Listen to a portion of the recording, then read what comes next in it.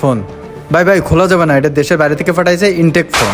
ভাই একটু তাহলে বাইরে আসেন, এখানে সিসি ক্যামেরা আছে তো, বাইরে যাই কথা বলি। ভাই ফোন হচ্ছে পোভো X3, এটা তো এখনো বাংলাদেশে আসেইনি। ভাই আপনি কত চাচ্ছেন জানো? ভাই আমার টার্গেট তো 20,000 টাকা ছিল, তা এখন 15,000 টাকা হলে দিয়ে দেবো। দেখেন ভাই, বস তো শোরুমে নাই, আর বস শোরুমে থাকলে এত টাকা দিয়ে ফোন কিনতো না। আর এটা তো আনঅফিসিয়াল ফোন, আমি পার্সোনালি 8,000 টাকা দিয়ে নিতে পারি। দেখেন আপনি কি করবেন। ভাই 8,000 টাকা না, আপনি আমার সর্বশেষ 10,000 টাকা দেন, আমার আবার খুব ব্যস্ত আছে, চলে যাবো। 40,000 টাকার মাল মাত্র 10,000 টাকায়?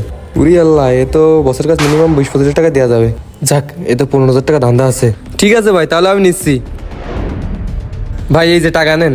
1 2 3 4 5 6 7 9 10। হ্যাঁ ভাই ঠিক আছে। ভাই একটা কথা বলি, আমি যে এভাবে ফোন কিনেছি তা শোরুমের জন্য কখনো বলবেন না। আরে ভাই কোনো সমস্যা নেই, আপনি কোনো চিন্তাই করবেন না। ঠিক আছে ভাই। আচ্ছা ঠিক আছে ভাই, যাই তাহলে। ও আইসি কোর্ডিনেটর দান মারিছি, এরকম মাসে 4-5টা ফোন কিনতে হলে আমার কাছে চাকরি করা লাগে?